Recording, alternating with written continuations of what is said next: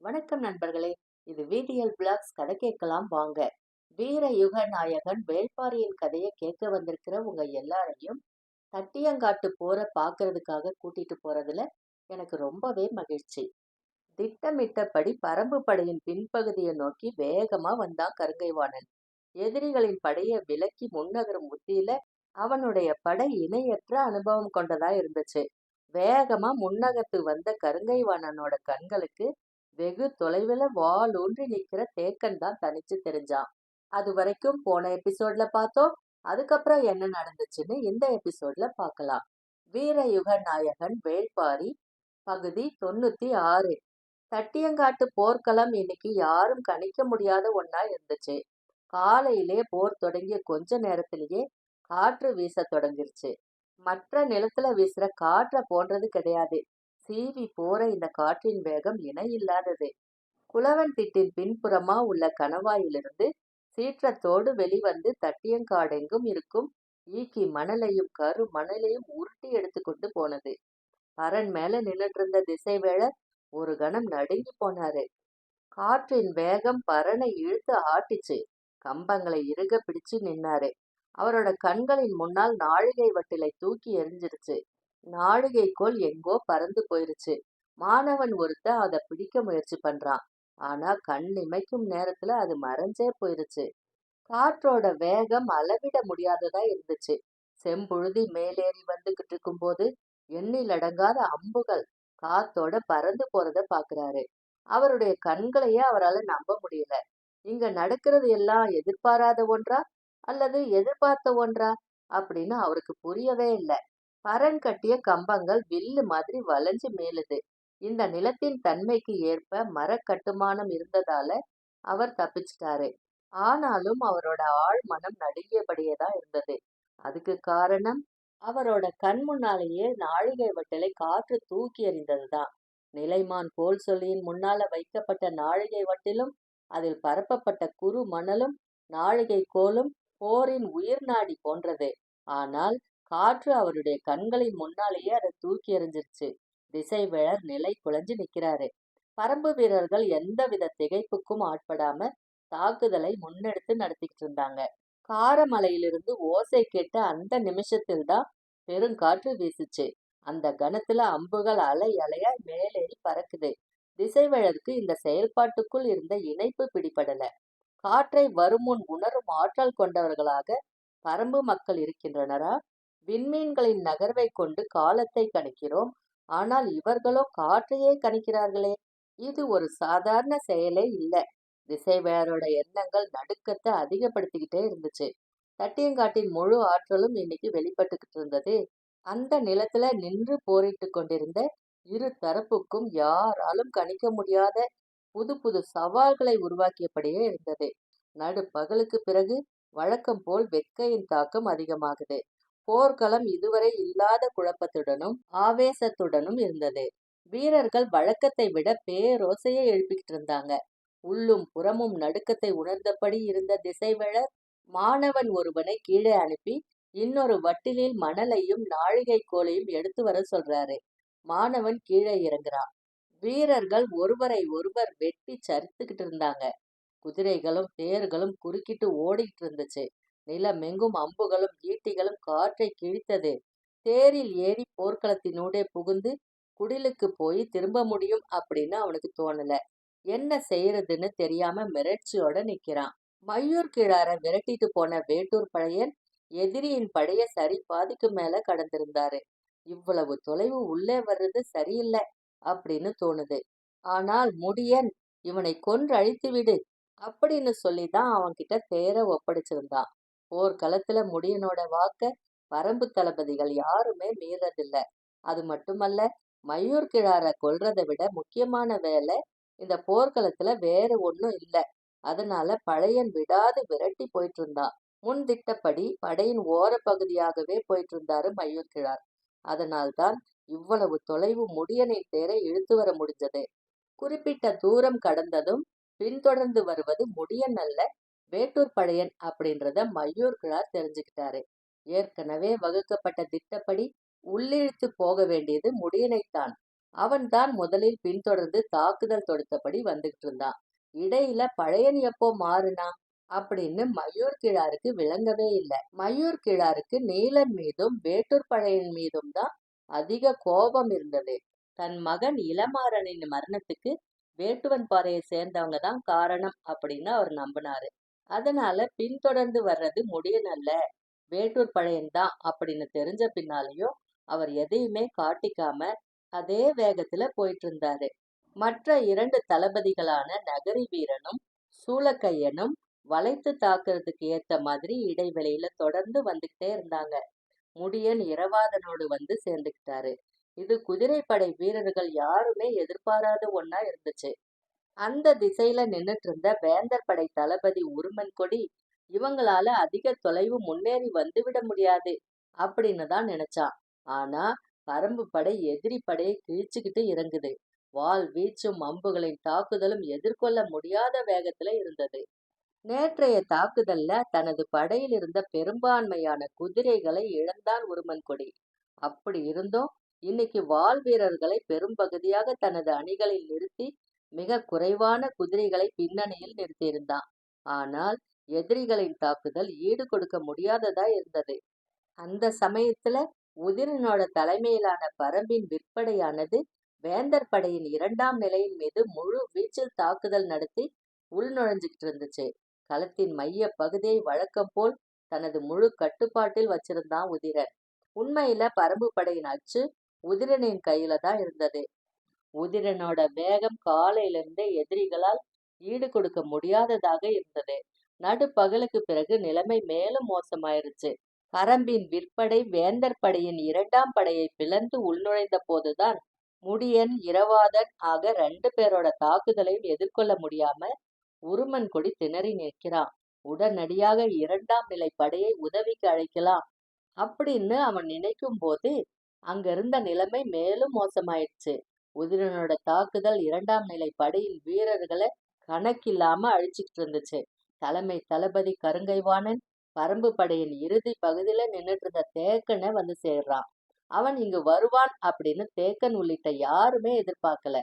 கருங்கைவாணன் தன்னிடம் வந்துகிட்டு இருக்கிறான் அப்படின்னு தெரிஞ்சதும் சீழ்க்கை ஒலி எழுப்புறான் தேக்கன். அவன் எழுப்பிய ஓசை எதற்கானது அப்படின்னு கருங்கைவாணனுக்கு தெரியல. அவன் குதிரையிலிருந்து கீழே இறங்குறான். கடுமையான வாழ்வீச்சுக்கு பின்னாலேயும் கிழவன் மீண்டும் போர்க்களம் வந்து நிக்கிறதே கருங்கைவாணனுக்கு வியப்பா இருந்துச்சு. ஆனாலும் அவனது வாழ்வு அடுத்த சில கணங்கள்ல முடிய போகுது அப்படின்னு நினைச்சுக்கிட்டே உரையிலிருந்து வாளை உருவுறான். தேக்கனோ வாளை ஏந்த ஆயத்தமாகல. கருங்கைவாணனை பார்த்துக்கிட்டே நின்னுட்டு இருந்தாரு. அந்த சமயத்துல அங்க வந்த குதிரையிலிருந்து கூழையன் இறங்குறான். தேக்கனோட சீழ்க்கை ஓசை கூழையனுக்கானது. கருங்கைவாணன் கூழையனை பார்த்ததும் தெரிஞ்சுக்கிட்டான். இவன் பரம்பின் தேர்ப்படை தளபதி அப்படின்னு. கூழையன் குதிரையிலிருந்து இறங்குறான். தேக்கன் போரிட ஆயத்தமா இல்லாதது ஏன் அப்படின்னு கருங்கைவாணனுக்கு நல்லாவே தெரிஞ்சிருந்தது. கிழவன் கடுமையான வலியோட நின்னுட்டு இருக்கிறான். ஆனாலும் போர்க்களம் நீங்க கூடாது அப்படின்றதுக்காக வாளேந்தி நிக்கிறான் அப்படின்னு நினைச்சுக்கிட்டே கூழையனை நோக்கி முன்னகர்றான். தேக்கன் கூழையனை நோக்கி சத்தமா சொல்றான், இவன் அதிக நேரம் நிக்க மாட்டான். ஓசை கேட்டதும் பின்னால் ஓடி விடுவான். அதனால ஏறி தாக்காதே, வாங்கி தாக்கு. தேக்கன் சொன்னது கருங்கைவாணனுக்கு தெளிவா கேட்டுச்சு. கிழவன் ஏன் இத சொல்றான் அப்படின்னு கருங்கைவாணன் யோசிக்கும் போது இயற்கையாகவே அவனது கவனம் படையின் பின்பக்கம் இருந்து எழும் ஓசையை கேக்குது. கிழவன் வீசிய முதல் சொல் கருங்கைவாணனின் கவனத்தை சிதறச் செய்யுது. கூழையன் விற்போர்ல நிகரற்ற வீரத்தை வெளிப்படுத்தக்கூடியவன் தான். ஆனால் வாழ்வீச்சில் பெருவீரன் அப்படின்னு சொல்லிட முடியாது. அதுவும் வேந்தர் படையின் தலைமை தளபதியான கருங்கைவாணனின் வாழ்வீச்ச கூழையினால எதிர்கொள்ள முடியாது. அதனாலதான் எதிரியின் கவனத்தை திருப்பும் உத்தியாகவும் இத கையாண்டான் தேக்கன். கருங்கைவாணனால படையின் பின்புறத்திலிருந்து எழும் ஓசையை மதிப்பிட முடியல.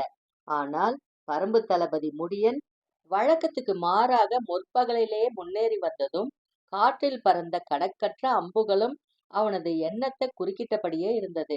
ஆனால் கூழையன் கண்ணுக்கு முன்னாலேயே வாளை சுழற்றி இறங்கிட்டான். முழு வேகத்துல வாள் வீச்சை தொடங்க முடியாத சிறு குழப்பத்தை தன்னுள்ள உணர்ந்தான் கருங்கைவாணன். பரம்பு படையின் கடைசி பகுதியில அவன் இருக்கிறான் அப்படின்றதும் பரம்பு வீரர்கள் காற்றில் எய்த அம்புகள் அவனது படையின் பின்பகுதியை ஒரு வேளை தாக்கியிருக்கக்கூடும் அப்படின்றதும் அவனோட கவனத்தை முழுமையா கவ்வி கொண்டிருந்தது. இது எல்லாமே எதிரிகளோட தெளிவான திட்டமிடல் அப்படின்றத அவன் உணரும் வேளையில கூழையனோட வாள் முன் சுழன்று வருது. கருங்கை வாணனைப் போல தேக்கனுமே அந்த கணம் அதிர்ச்சி அடைகிறான்.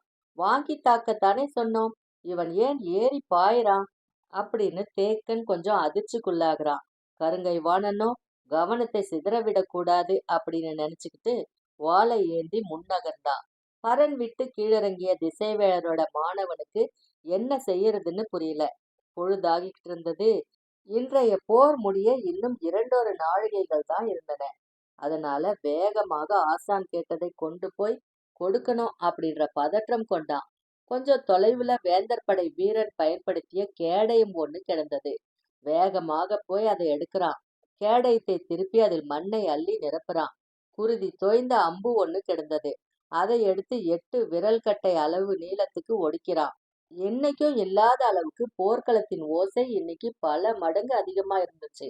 என்ன நடக்குது அப்படின்னு சுத்து முத்தும் பார்த்துக்கிட்டே பரன் மேல ஏறத் தொடங்குறான். மயூர் கிழாரின் தேர் முன்திட்டபடி 3ஆம் நிலை படையின் இறுதி பகுதிக்கு போச்சு.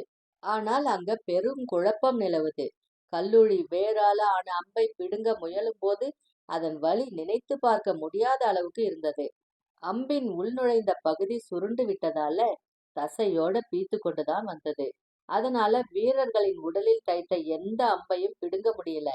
வைக்கோல் அளவு கொண்ட சிறு அம்புதானே, இது என்ன செய்துவிடும் அப்படின்னு தான் எல்லாரும் நினைச்சிருந்தாங்க. ஆனால் பிடுங்க முடியாம ஒவ்வொரு வீரனும் துடிக்க தொடங்கிய பிறகுதான் நிலைமையின் விபரீதம் புரிய தொடங்குது. 3ஆம் நிலை படையில் பெரும் குழப்பம் நிலவியதால மயூர் கிழார் படையின் நடுப்பகுதிக்கு கொண்டு போகல.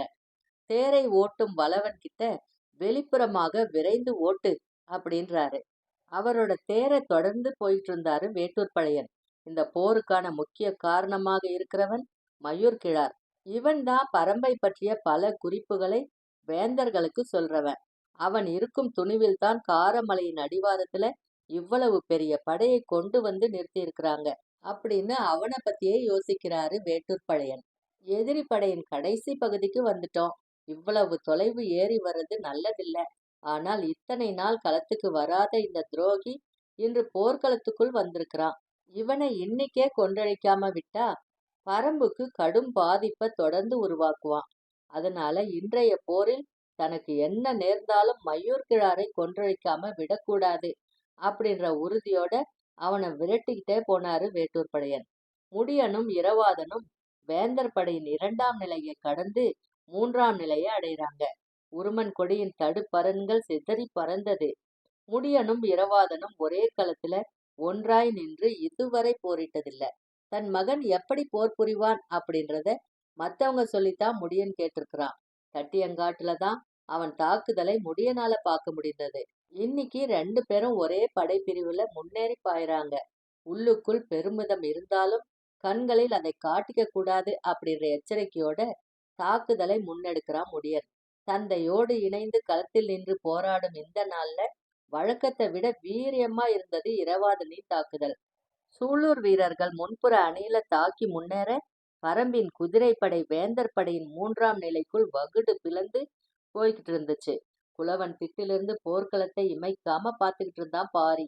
பரம்பின் குதிரைப்படை இதே வேகத்துல முன்னேறினா இன்னும் சிறிது நேரத்துல மூஞ்சலை நெருங்கிவிட முடியும் அப்படின்னு கணிச்சான். குகைக்குள்ளிருந்து மீண்டும் ஓசை எழுப்புறான் இகிலிக்கிழவன். கொஞ்ச நேரத்துக்கு பின்னாலதான் அவனது ஓசையை கவனிக்கிறான் பாரி. இகிலிக்கிழவன் சொல்றான், சுடர் இடதுபுறம் அசைய போகிறது. இப்போது வரப்போவது காற்றி. அது தட்டியங்காட்டை இடதுபுறமாக உருட்டி செல்லும் அப்படின்னு சொல்லி கைய உயர்த்தினான். ஆனால் பாரியோ கூவல் குடியினரை நோக்கி கைய அசைக்கல. சற்றே அதிர்ச்சிக்குள்ளாகிறான் இகிலிக்கிழவன். ஏன் இந்த நல்ல வாய்ப்பை பயன்படுத்த மறுக்கிறாய் பாரி அப்படின்னு இகிலிக்கிழவன் கேட்டதுக்கு பாரி சொல்றான், பரம்பின் குதிரைப்படை வீரர்கள் எதிரிகளின் 3ஆம் நிலைக்குள் நுழைந்து விட்டனர். இந்த சூழலில் முதல் நிலையில் இருந்த எய்யப்படும் அம்பு 3ஆம் நிலையில் இருக்கும் நம் வீரர்களையே தாக்க வாய்ப்புண்டு. எனவேதான் உத்தரவிடவில்லை. இகிலிக்கிழவன் மீண்டும் விளக்கை பார்க்கிறான். சாய்ந்த சுடர் மீண்டும் நிமிர நேரமாகுது. தேக்கன் சொன்னது போல வாங்கி தாக்காம ஏறி தாக்கிய கூழையன் ஒரு கட்டத்துக்கு பின்னால களைப்படைய தொடங்குறான். கொஞ்ச நேரம் பின்புற படையில எதுவும் நிகழ்ந்து விடுமோ அப்படின்னு கவனத்தை செலுத்திய கருங்கைவாணன் நேரம் கடந்த பின்னால தாக்குதலை தீவிரப்படுத்துறான். தன்னோட கவனத்தை திருப்பவே கிழவன் இப்படி சொல்லி இருக்கிறான் அப்படின்னு நினைக்கிறான் கருங்கைவாணன். இப்போதும் கூழையன் தற்காப்பு நிலையில நிற்காம முன்களம் நோக்கியே பாய்ந்துட்டு இருந்தான். அவனது செயல் பொருத்தமானதில்லை. எதிரிப்படை தளபதியை மிகவும் குறைத்து மதிப்பிடுறதால இப்படி பண்றான் அப்படின்னு தேக்கனுக்கு தோணுது. ஆனால் போரிட்டுக்கிட்டு இருக்கிறவனை நோக்கி சத்தம் போட்டு சொல்றது குழப்பத்தையோ தவறான புரிதலையோ உருவாக்கிடும் அப்படின்றனால அமைதியா இருந்தான். கூழையன் அணிந்திருக்கும் மெய்க்கவசம் எவ்வளவு வேகமான தாக்குதலையும் வாங்கி நிற்கும். அதனால கவனமாக தாக்கினால்தான் இவனை வீழ்த்த முடியும் அப்படின்னு நினைச்சபடியே வாளை சுழற்றுறான் கருங்கைவாணன். 2 பேரோட கால்களும் பின்னல் வடிவில் வட்டக்களத்தில் நகர்ந்துகிட்டு இருந்துச்சு. கொஞ்சமும் எதிர்பாராம காற்று பெரு வேகத்தோட வீசுது. அப்போ எதிர் திசையில கூழையனும் பரம்பின் திசையில கருங்கைவாணனும் நின்னுட்டு இருந்தாங்க. இந்த பெருங்காற்று வீசும்போது காரமலையிலிருந்து ஏன் ஓசை எழுப்பப்படல? பாரி என்ன செஞ்சுகிட்டு இருக்கிறான் அப்படின்னு ஒரு நிமிஷம் கூழையனோட சிந்தனை காற்றின் வழியே குளவன் திட்டை அடைந்த போது கருங்கைவாணனின் வாள் கூழையனோட கழுத்து பகுதியில இறங்கி வெளியேறுது. 3ஆம் நிலை படையை பரம்பின் குதிரைப்படை பிளந்து முன்னேறிட்டு இருக்கும்போது ஆபத்து அதன் உச்சத்தை அடையுது. ஒரு தளபதி வேறு வழியே இல்லாம செய்யற கடைசி செயலுக்கான உத்தரவை இடுறான். முச்சங்கு ஊதப்பட்டது. அது பேராபத்தை தெரிவிக்கும் குறியீடு. மற்ற சங்குகள் ஊதப்பட்டால் அது ஆபத்து பற்றி தலைமை தளபதிக்கு தெரிவிக்கும் செயல். அவர் உடனடியாக உரிய ஏற்பாட்டை செய்வார். ஆனால் முச்சங்கு ஊதப்பட்டால் தலைமை தளபதி உட்பட அதை கேட்கும் ஒவ்வொரு தளபதியும் உடனடியாக அந்த இடத்துக்கு வந்து சேர வேண்டும். ஆனால் உடனடியாக வரும் நிலையில வேந்தர் படை தளபதிகள் யாருமே இல்லை. நகரி வீரனும் சூளக்கையனும் முன்வகுக்கப்பட்ட திட்டப்படி படையின் பின்புறத்தை கடந்து மயூர் கிழாரால கொண்டு செல்லப்பட்டுட்டு இருந்தாங்க. கருங்கை வாணனோ பரம்பு படையின் முன்களத்துல ஏறி போய் போரிட்டு கொண்டிருந்தான். விற்படை தளபதி துடும்பனோ உதிரனின் தாக்குதலுக்கு ஈடு கொடுக்க முடியாம மிகவும் பின்னால போயிட்டு இருந்தான். உருமன் கொடி எதிர்பார்த்த எந்த தளபதியும் உதவிக்கு வரல. பரம்பின் குதிரைப்படை தாக்குதல் இணையற்ற வேகத்துல இருந்தது. முடியனும் இரவாதனும் கணக்கின்றி கொன்றழிச்சு முன்னேறிட்டு இருந்தாங்க. எங்கும் குருதி பீரிட்டது. சூலூர் வீரர்களின் பாய்ச்சலுக்கு முன் வேந்தர் படையால நிலை கொள்ள முடியல. உருமன் கொடி முச்சங்கை மீண்டும் மீண்டும் ஊத சொல்றான்.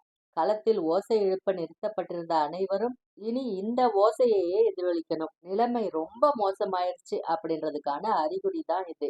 3ஆம் நிலையில் மூஞ்சலுக்கு பக்கத்துல முழு பாதுகாப்போட நின்னுட்டு இருந்த வேந்தர்களுக்கு இப்போதான் ஆபத்தின் அளவு புரியுது. தங்களோட தளபதிகள் ஒன்று கூட முடியாதபடி சிதறி கிடக்குறாங்க. எதிரிகளின் குதிரைப்படையோ மூஞ்சலை நெருங்கிக்கிட்டு இருக்கிறது அப்படின்னு தெரிஞ்சதும் பொதிய வெப்பனும் உதியஞ்சேரலும் தங்களோட படைகளோட வேகமா போறாங்க. சோழ வேளன் விற்படை தளபதி துடும்பனுக்கு உதவ வேகமா போறான். கூழையன் மண்ணில் சரிந்த பின்னால தேக்கன் களத்துல இறங்குறான். கருங்கை வாணன் எதிர்பார்த்த வேட்டை இப்போ அவன் முன்னால வாளேந்தி நிக்குது. ஆனால் படையின் முன்வரிசையிலிருந்து மாறி மாறி ஓசை எழுப்புறத போன்ற உணர்வு தொடர்ந்து இருந்துகிட்டே இருந்துச்சு. அவனால துல்லியமா கணிக்க முடியல. தேக்கன் வாளை ஏந்தி பிடிக்கிறான். விலா எலும்பு குத்தி உள்ளிறங்குது போல வலி எடுக்குது. ஆனாலும் நிலைமைய சமாளிச்சாகணும்.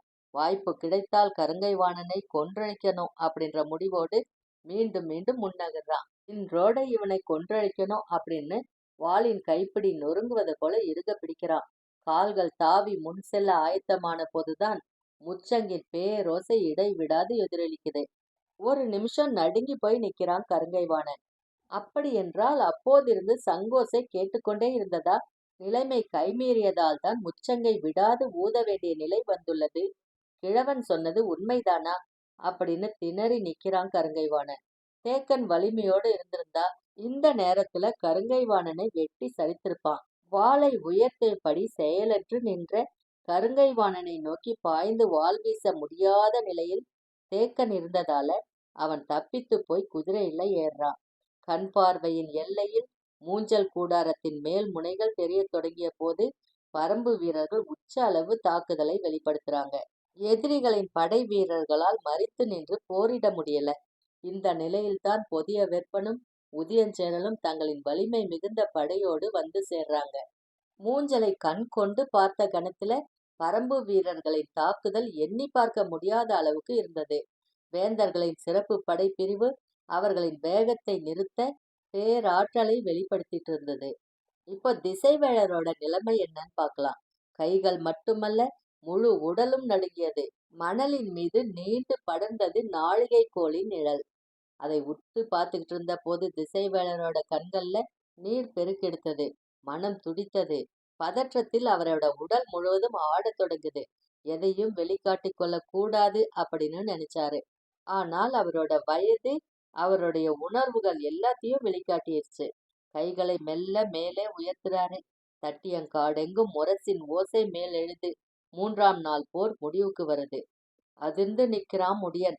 முரசின் ஓசைய அவனால நம்பவே முடியல. இன்னும் கொஞ்ச நேரம் இருந்தா கூட நிலைமை வேறு மாதிரி ஆகியிருக்கும். பரம்பின் குதிரைப்படை வீரர்கள் எல்லாருமே அளவு கடந்த ஆவேசத்தோட போரிட்டாங்க. இலக்கை இவ்வளவு நெருங்கியும் பயனின்றி போயிருச்சே அப்படின்னு வேதனைப்பட்டான் இரவாதன்.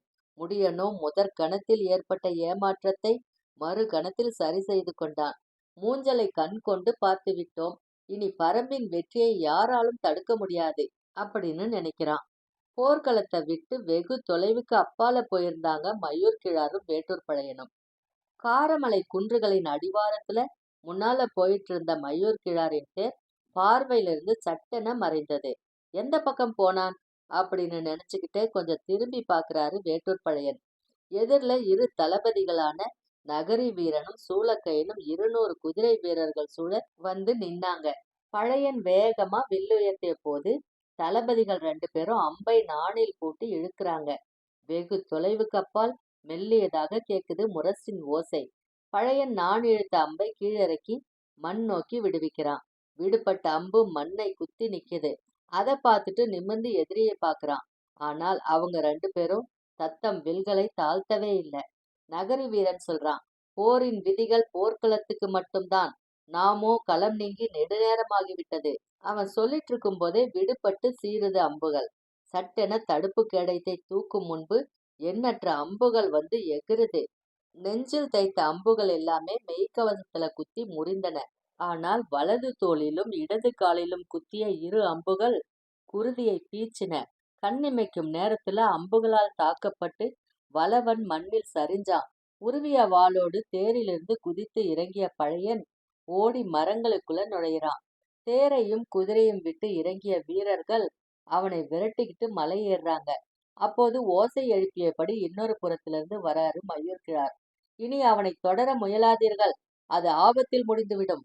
சூளக்கையன் கத்தி சொல்றான். கை கால்களில் கடுமையாக தாக்கப்பட்டுள்ளான். அவனால் அதிக அளவு செல்ல முடியாது. ஆயுதத்தையும் கை கொள்ள முடியாது. எனவே அவனை எளிதில் கொன்றழித்து விடலாம் அப்படின்னு விரட்டிக்கிட்டு மலையேறாங்க. இங்கும் அங்குமாக வேட்டூர் படையினரது உருவம் மறைந்து மேலேறிட்டு இருந்துச்சு. வீரர்கள் சுற்றி வளைத்து குன்றின் மேல ஏறுறாங்க. பொழுது மறைஞ்சுக்கிட்டு இருந்தது. அதிக தொலைவு போக முடியாது, விரட்டி பிடியுங்கள் அப்படின்னு கத்திக்கிட்டே முன்னேறாங்க தளபதிகள் 2 பேரும். சிறு குன்றின் உச்சிக்கு போய் மறுபுறம் இறங்க தொடங்குறாங்க. வானத்தில் கருமை ஏறுது. தொலைவிலிருந்து வீரன் ஒருவன் அதோ அங்கே போகிறான் அப்படின்னு சத்தமிடுறான். எல்லோரும் அந்த இடம் நோக்கி ஓடுறாங்க. வேட்டூர் பழையன் தனித்திருந்த ஒரு மரம் நோக்கி தடுமாறி தடுமாறி நடக்கிறாரு. தளபதிகளும் வீரர்களும் அவரை நோக்கி ஓடுறாங்க. மரத்தின் அடிவாரத்துக்கு வந்த பழையன் மரத்தோடு சாய்ந்து நிக்கிறாரு. ஓடி வந்த தளபதிகள் உருவிய வாளோடு அவன் அருகே வந்து நிக்கிறாங்க. வீரர்கள் எல்லாருமே மரத்தை சூழ்ந்து நெருங்குறாங்க. நகரி வீரன் ஏந்திய வாளோடு பழையனை நெருங்கியபடி சொல்றான். பரம்பு தளபதி கோழை போல் ஓடி ஒளிந்தான் என்று உன்னை பற்றி மக்கள் கூறுவர். அதிக அளவு குருதி கொட்டிட்டதால மிகவும் களைச்சு போனாரு வேட்டூர் பழையன். அப்பவும் சொல்றாரு, இல்லை, 2 தளபதிகளையும் 100கணக்கான வீரர்களையும் கொன்றுவிட்டே செத்தான் பழையன் என்றுதான் மக்கள் பேசுவர். வாய் விட்டு சிரிக்கிறான் நகரி வீரன். நீ எங்கள் அனைவரையும் கொல்லப் போகிறாயா அப்படின்னு அவன் சொல்லும் போதே பக்கத்துல இருந்தவன் ஏதோ மாற்றத்தை உணரத் தொடங்குறான். மூச்சுக்குழல் எரிச்சல் அடைய தொடங்கிய போது மரத்தில் சாய்ந்திருந்த பழையன் சொல்றாரு, இனி நீங்கள் யாரும் உயிர் பிழைக்க முடியாது. உங்களின் மூச்சுக்காற்றுக்குள் சொனைகள் இறங்கிவிட்டன அப்படின்னு சொல்லிட்டு மரத்தோடு சரிஞ்சுக்கிட்டே சொல்றாரு. இது ஆட்கொல்லி மரம். அது வரைக்கும் இந்த பகுதியில பார்த்தோம். அதுக்கப்புறம் என்ன நடந்துச்சுன்னு அடுத்த பகுதியில பார்க்கலாம். அது வரைக்கும் உங்களிடமிருந்து நன்றி கூறி விடைபெறுவது விடியல் விளாக்ஸ். விடியல். நன்றி. வணக்கம்.